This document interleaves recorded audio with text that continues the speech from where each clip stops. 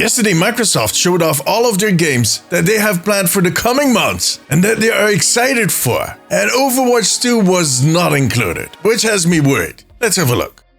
I've been reporting on Overwatch long before I started posting on this channel regularly. And if you have been following me for a while, you know I try and stay as neutral as possible in any situation, which has not always been easy. Let's be honest, the last 5 years have been rough. With the silence after they announced Overwatch 2, the lack of exciting content at the end of Overwatch 1, the lackluster release of Overwatch 2, the cancellation of PvE. It just hasn't been that success story that we all had hoped for. But throughout the years, we have been talking a lot on how this could have happened and how they could fix it. I always kept an optimistic view on how they might move forward. And that's because I believe in the team behind the game. I know for a fact that they love the game just as much as us in the community. And they do seem to have the intention to make this game the best it can be.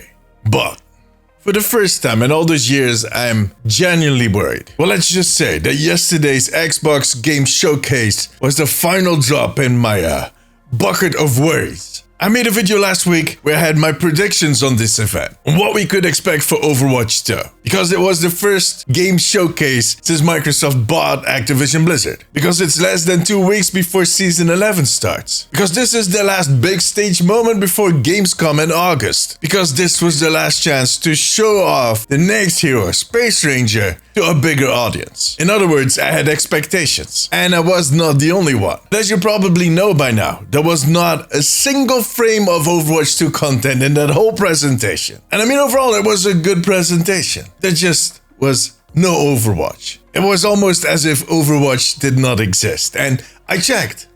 It exists. Now, we did get a launch date for World of Warcraft's next expansion, The War Within, and even a preview of the opening cinematic for the first Diablo 4 expansion. So there was Blizzard stuff in there. You could argue that they had a ton of other stuff to show off. And there also was no Hearthstone or Heroes of the Storm.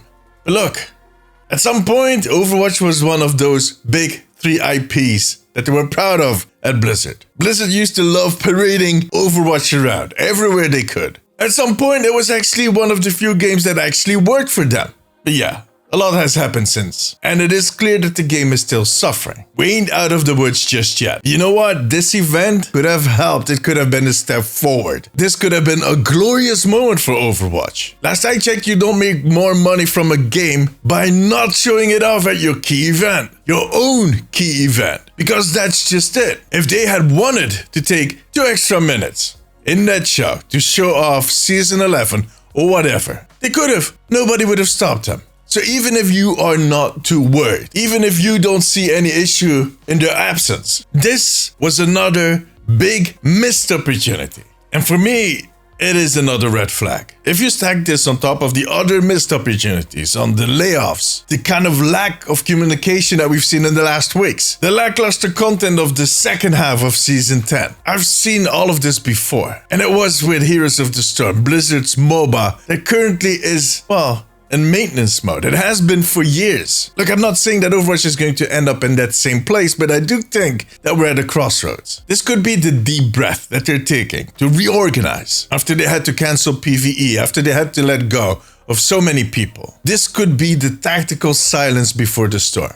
Or this could be the first sign that the company is losing faith in the product. That they're slowly putting pressure on the pillow as Team 4 is kicking and screaming to fight back. Because I'm convinced that this is not a Team 4 issue. I'm sure that they're more than willing to keep fighting. That they have ideas, that they have a plan. But upper management might not be interested, and they might just be looking for some easier wins. I think we're going to find out soon. The next few months are going to be critical. We'll have to look at the content for Season 11, how they roll out Season 12, how they handle the communication on the new hero. Will we see a huge presence of Overwatch at Gamescom in August? Do we see a new long-term plan for Overwatch? If all of these questions do not get a satisfying answer by, let's say, the end of this year, I might have to make another of these videos. I really hope I don't have to. However, for now, that was it.